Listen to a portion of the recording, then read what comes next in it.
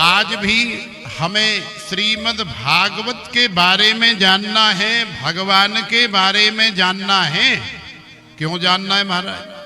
क्योंकि जाने बिनु न होए परतीति, बिनु परतीत होए नहीं प्रीति। जब तक आप किसी के बारे में जानोगे नहीं, तब तक आप उसे मानोगे नहीं, और जब तक आप किसी को मानोगे नहीं, तब तक उसके साथ संपर्क, रिश्ता, संबंध जुड़ेगा नहीं, और जब तक संबंध जुड़ेगा नहीं तब तक महाराज बात बनेगी नहीं। क्योंकि अननोन व्यक्ति की कोई भी मदद नहीं करता है। कोई बिरला ही होता है कि किसी अनजान व्यक्ति की मदद करे, अन्यथा हर व्यक्ति ये सोच लेता है कि यार हमें क्या लेना देना है, ये उसका मैटर है, ये उसका मामला है, ये उसका अपना जीवन है, हमें क्या करना है। तो यही सोच करके हर व्यक्ति आगे बढ़ जाता है। तो कोई भी कार्य कराने के लिए या कोई भी सांसारिक सहारा लेने के लिए भी हमें सांसारिक संबंध की आवश्यकता होती है। चाहे वो संबंध मित्रता का संबंध हो, और चाहे वो संबंध माता पिता का, बहन भाई का, बंधु का या और किसी का संबंध हो। लेकिन जब तक संबंध नहीं होगा तब तक बात बनेगी नहीं। यदि आपके 10-20 लोगों से अच्छे रिलेशन है, अच्छे संबंध है, और आज रात्रि के 12 बजे यदि आपको कोई आवश्यकता पड़ जाए और अभी आप उनको फोन करें, तो महाराज सब के सब चले जाएंगे कि अरे चलो भैया, सनी पाठक जी का फोन आया है और उन्हें हमारी मदद की आवश्यकता है, तो चलो, हमारा भाई बंधु है, हमारा मित्र है, हमारा यार है, चलो जाके देखते हैं क्या बात है। तो संसार के प्रत्येक कार्य में संबंध की आवश्यकता होती है, रिश्ते की जरूरत होती है। बात समझ में आ रही है कि नहीं? कथा समझ में आ रही? ऐसे ही ये जो अध्यात्म जगत है, इस अध्यात्म जगत में भी संबंध की आवश्यकता है, रिश्ते की आवश्यकता है। इसमें भी भगवान के साथ जब तक हमारा रिलेशन नहीं होगा, हमारी नहीं सुनी जाएगी, हमारी नहीं मानी जाएगी। संतों की क्यों मानी जाती है? संतों की भगवान क्यों सुनते हैं? क्यों सारा संसार मानता है कि भाई संतों की भगवान सुनते हैं? क्यों सुनते हैं? क्योंकि संतों का भगवान से कोई न कोई संबंध तो होता है। संतों का भगवान से कोई न कोई रिश्ता तो होता है। अब वो चाहे सेवक का हो, और चाहे शिष्य का हो, चाहे मित्र का हो, चाहे माता पिता भाई बंधु किसी का भी हो, लेकिन संतों का रिश्ता भगवान से अवश्य होता है। और इसीलिए जब संत भगवान से प्रार्थना करते हैं तो भगवान भी कहते हैं कि साधवो हृदयम मह्यम, साधु नाम हृदयम त्वहम। मैं संतन को दास, संत मेरे मुकुट मणि। साधु बोले सहज स्वभाव, साधु का बोला बिरथा न जाए। तो सहजता के अंदर, सरलता के अंदर जब साधु कुछ बोलता है तो उसका फर्क पड़ता है, उसकी बात में दम होता है। क्यों? क्योंकि वो स्वयं नहीं बोलता है, वो कहीं से कनेक्ट होता है, वो कहीं से जुड़ जाता है, और फिर वहां से उसे जो ऊर्जा मिलती है, फिर वहां से उसे जो रस मिलता है, जो आनंद मिलता है, या जो भी प्रेरणा उसे मिलती है, या जो प्रसाद उसे मिलता है वही प्रसाद फिर उसकी वाणी से, उसके मुख से निकल जाता है। और महाराज उसी वाणी को पा करके, श्रवण करके हमारे जैसे सद गृहस्थों का जीवन सफल हो जाता है, सार्थक हो जाता है, मंगलमय हो जाता है। तो भगवान से भी संबंध की आवश्यकता है। ब्राह्मणो मुख मासीद बाहु, ब्राह्मण भी भगवान का मुख है। ब्राह्मणों की भी भगवान सुनते हैं, इसीलिए ब्राह्मणों से भगवान की पूजा पाठ कराई जाती है। अन्यथा और किसी से भी करा सकते थे, बोले नहीं, ब्राह्मणों की भगवान सुनते हैं, क्योंकि ब्राह्मणों के पास ये अधिकार है भगवान को कुछ कहने का, सुनाने का, और ब्राह्मण भगवान से हमेशा जुड़े रहते हैं, इसलिए साधु ब्राह्मण की भगवान श्रवण करते हैं। तो देखो, इस अध्यात्म जगत में भी हमें भगवान के साथ कोई न कोई संबंध, कोई न कोई रिलेशन बना लेना चाहिए। तो फिर हमारे जीवन में कभी कोई आपत्ति विपत्ति, कोई दुख दर्द क्लेश संकट अविद्या आएगी ही नहीं, हमेशा आनंद ही आनंद रहेगा। जीवन को सहज बनाओ, सरल बनाओ, भावमय बनाओ। क्यों बनाओ? क्योंकि भगवान कहते हैं कि भाव का भूखा हूं मैं, और भाव ही एक सार है, और भाव से जो भजता मुझे तो भव से बेड़ा पार है। अरे भैया, भाव के बिना, अच्छे भाव के बिना तो संसार में कोई भी अच्छी चीज नहीं मिलती। जब तक आप किसी भी अच्छी वस्तु का अच्छा भाव नहीं दोगे, तब तक आपको वो अच्छी वाली वस्तु नहीं मिलेगी। जैसा भाव आप दोगे वैसी ही वस्तु या पदार्थ हमें मिलेगा। तो जब संसार में कोई अच्छी वस्तु बिना अच्छे भाव के नहीं मिलती है, तो सोचो कि हमारे भगवान से अच्छी वस्तु या अच्छा पदार्थ इस संपूर्ण ब्रह्मांड में हमारे लिए क्या हो सकता है। तो क्या इतनी बढ़िया चीज बिना भाव के किसी धन दौलत से या किसी वैभव से या रुपए पैसे से प्राप्त हो जाएगी? अरे नहीं महाराज, संभव ही नहीं है। तो भगवान को पाने के लिए या भगवान की अनुभूति के लिए तो हमें बहुत ही ज्यादा भाव की आवश्यकता है।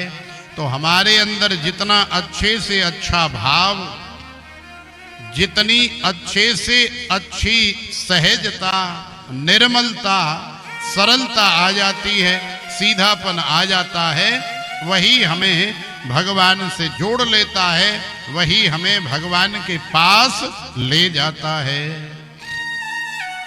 तो देखो, ये आयोजन, ये कथा भाव की है।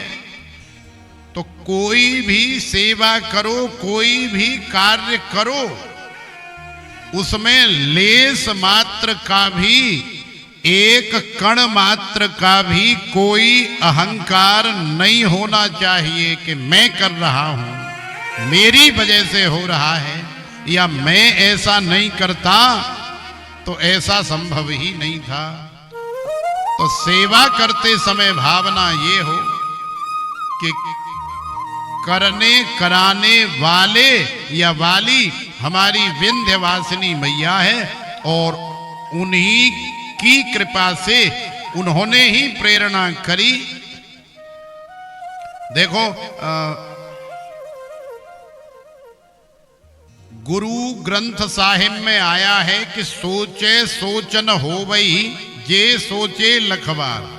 एक बार नहीं, 2 बार नहीं, 10, 20, 50 बार, 100 बार नहीं, तुम 1000 बार सोचो कि हम ये करेंगे, लेकिन होता वही है जो राम रचे राखा, और को कर तर्क बढ़ावें शाखा।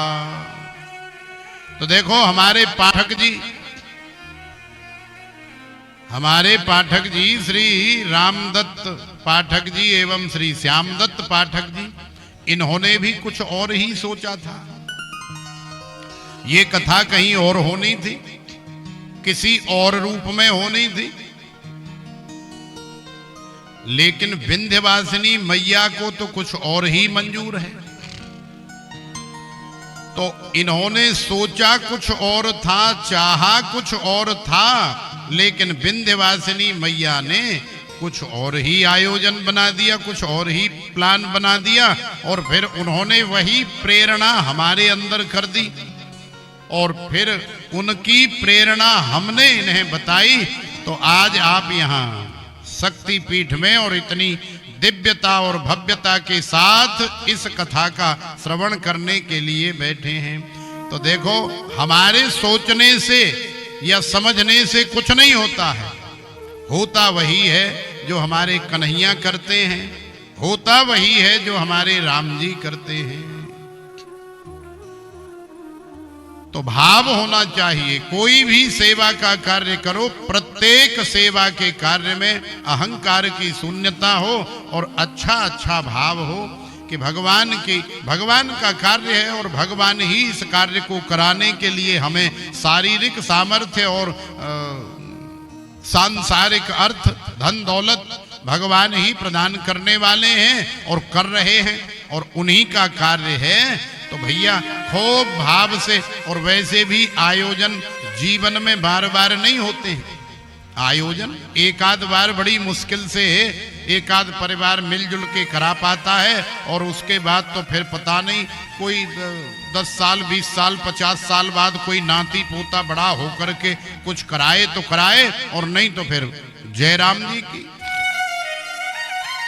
तो जैसे हमारे पाठक परिवार के पूर्वज पधार गए चले गए, तो ये आयोजन उनके लिए भी है, उनके निमित्त भी है, उनका भी इस आयोजन में भाग है, हिस्सा है।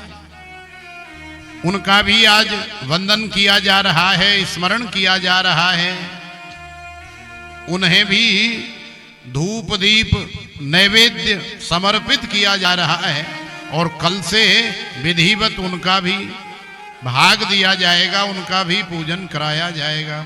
तो उससे उन्हें भी बड़ी तृप्ति होगी। हमारे जो पूर्वज होते हैं, मान लो वो जीवन में कोई कथा करा के नहीं गए, कोई विशेष दान करके नहीं गए, या कोई विशेष सत्कार्य या समाज की सेवा करके नहीं गए, लेकिन महाराज उन्होंने पेट काट करके, उन्होंने मेहनत करके, दिन रात पुरुषार्थ करके हमारे लिए किया, हमारे लिए हमें पढ़ाया लिखाया, घर बनाया, शादी ब्याह किया, और आज उन्हीं की बदौलत हमारी इस संसार में कोई हस्ती है। उन्हीं का दिया हुआ ये शरीर है, उन्हीं का दिया हुआ ये वैभव है। तो क्या हम लोग उनके लिए कभी जीवन में कोई एक ऐसा मांगलिक कार्य नहीं कर सकते कि जिससे उनकी प्रसन्नता हो या जिससे उनका कल्याण हो? कहीं कोई अकल्याण को प्राप्त हो जाए तो उसे भी उम्मीद है कि हमारा कोई परिजन हमारा कल्याण करे या कराए, क्योंकि ये उसका दायित्व है। लेकिन आजकल ज्यादातर लोग माता पिता के, बाबा दादा के चले जाने के बाद महाराज ऐसे भूल जाते हैं जैसे हमसे पहले हमारा कोई इस दुनिया में हुआ ही नहीं है। बस अपने आप में ही लगे रहते हैं, बस अपने आप में ही इतने व्यस्त हो जाते हैं कि हमारा कोई माता पिता, दादा, काका, चाचा, ताऊ कोई था भी क्या, किसी को याद नहीं आती है। और फिर पता है उनके जीवन में क्या होता है? जब उनके पितर पूर्वज इंतजार कर कर के थक जाते हैं और उनकी संतति उनके लिए कुछ नहीं करती है। तो महाराज उनके पास सामर्थ्य होती है, शक्ति होती है। हमारे सब आचार्य लोग, पंडित, शास्त्री लोग सब जानते हैं कि हमारे तुम्हारे जैसे को यक्ष, गंधर्व, किन्नर, प्रेत, पितर, उनके पास इस संसार की शक्ति से एक अलग शक्ति होती है, सामर्थ्य होती है। वो जिसे नचाना चाहे महाराज चुटकी में नचा देते हैं। नचाने का मतलब है कि 1 मिनट में रोड़पति को उठा करके करोड़पति बना देते हैं और करोड़पति को अर्श से ला करके फर्श पे बिठा देते हैं। घर में अशांति करा देते हैं, घर में बीमारी फैला देते हैं, नाश भी कर डालते हैं परिवार का दुखी होने पर। और अपने परिवार को महाराज कहां से कहां ऊंचाई पर भी लेकर के चले जाते हैं प्रसन्न होने पर। तो हमें हमारे पूर्वजों का विशेष ध्यान रखना चाहिए। उनकी प्रसन्नता हमारे लिए अति आवश्यक है। तो आज उनका भी स्मरण किया जा रहा है और उनकी प्रसन्नता के लिए ही वस्तुतः ये श्रीमद् भागवत कथा का दिव्य आयोजन हो रहा है। तो प्रेम नाल बोलो राधे राधे। संसार में हमारे लिए सब दरवाजे बंद हो जाएं तो भी महाराज एक ऐसा दरवाजा है जो कभी हमारे लिए बंद नहीं होता है, और वो दरवाजा है भगवान गोविंद का दरवाजा, भगवान श्री कृष्ण का दरवाजा या विंध्यवासिनी मैया का दरवाजा। जब संसार में हमें कहीं भी शरण नहीं मिलती, संसार में हमें कहीं भी शांति नहीं मिलती है, फिर भगवान के दरबार में जाने से हमें सुख, शांति, संतोष मिलता है। तो आइए शुभारंभ करने से पहले हम लोग श्री गणेश जी महाराज का वंदन कर लें, श्री गणेश जी महाराज को याद कर लें और तत्पश्चात भागवत की और भगवान की महिमा का श्रवण करेंगे।